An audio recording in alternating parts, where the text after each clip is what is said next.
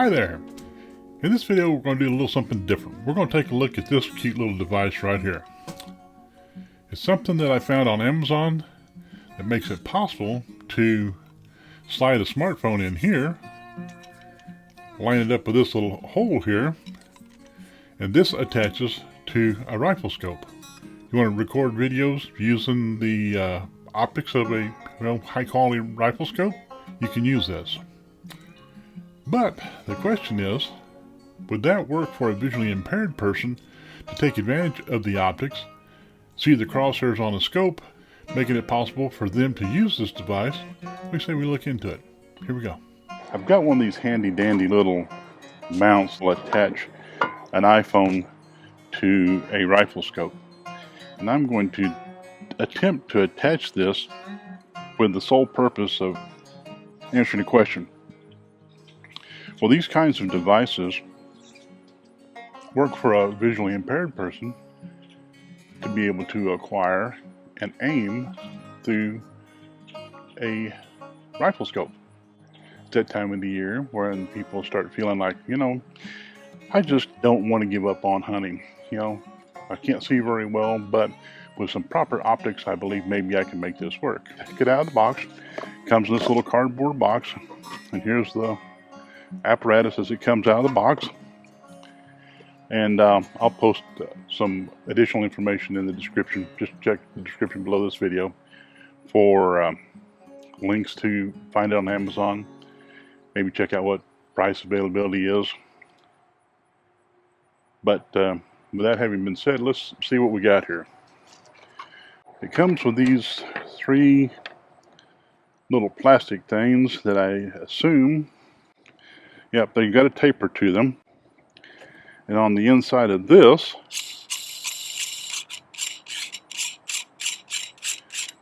we screw this off. Some really fine thread, so it takes a while to come off. Inside here there's a taper that matches up with the taper in these guys. So the premise is you select one of these that best fits the eyepiece on your scope, which I think for this one's going to be that one right there. And this taper will match up with that taper. And this ring tightens down to compress it to make it secure. Let's give it a whirl here. So, if I was a betting man, and I may be doing this wrong, I haven't looked at the instructions, but I'm going to slide this on. Then I'm going to slide this on. Oh, about such maybe. And then there is a ring in here that limits how deep it'll go, I think. So let's just see how this works. If I slide that over that, to where that slides in there, and that's butted up against that stop, and I'm going to slide that in there. Then I'm going to take this ring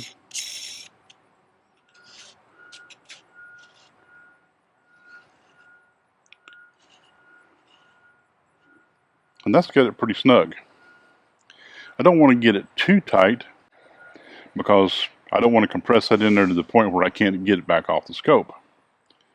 So then the next step is to take the phone and line it up in here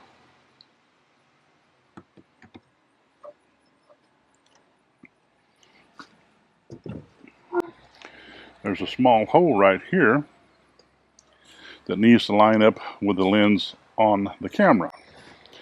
This is my old iPhone 7 Plus. So we're going to give it a whirl and see if it'll work. So I'm going to turn the brightness all the way up so I can see the screen. I had the brightness all the way down because I'm going to turn voiceover off as well. This is the device that I have used, well, since the iPhone 7 Plus came out many moons ago. And I use it for my audiobooks. And I've got this nice bright yellow case on there. It makes it easy to find. So let's see what it takes to get this hooked up. And one of the concerns that I have about this clamp, getting it to line up so that I can line the camera up on the phone without getting in the way of the volume rockers or the on and off button, which could be a nightmare. So let's see about getting this thing set up on there. What do you think?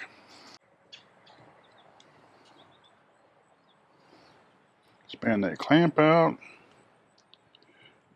And yes, it is going to fit in there with that.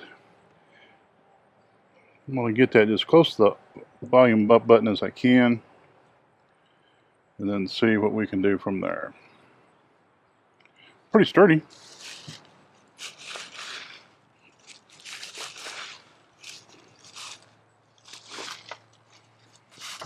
Okay, now then, what do I need to do here?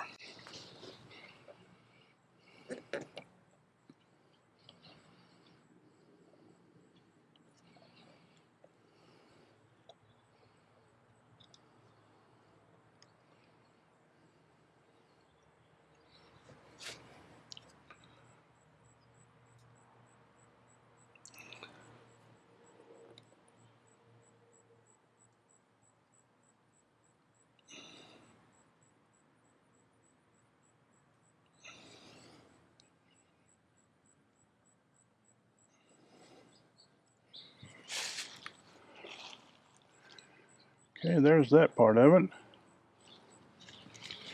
Tighten this down. Oops.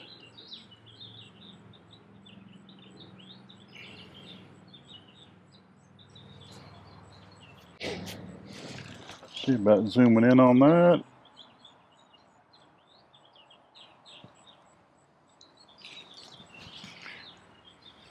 Can you see that?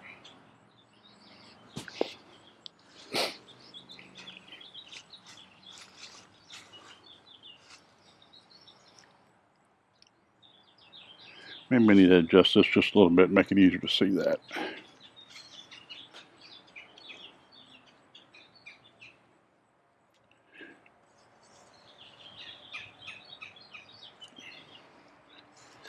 Get in here a little bit closer.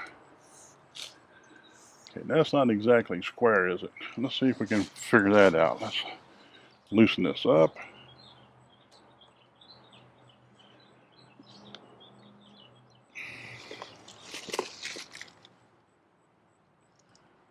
Well, there's that. Now then,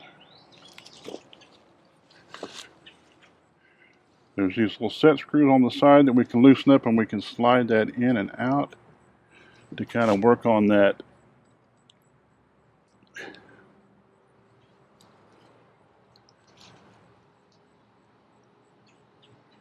What does that look like?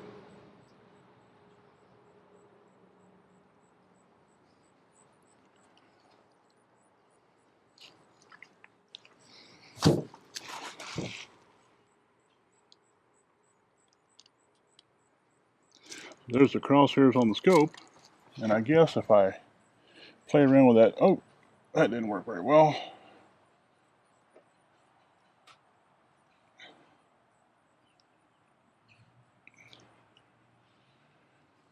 Looking at tighten on that magnification on that scope up.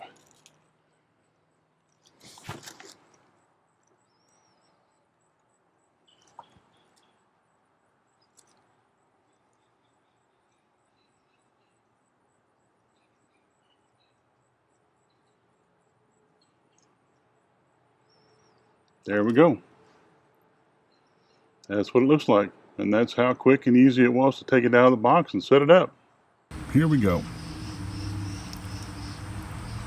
Set up on a Remington Model 700 on a Burris scope. And it's one of those variable 3x9s with a 50mm objective.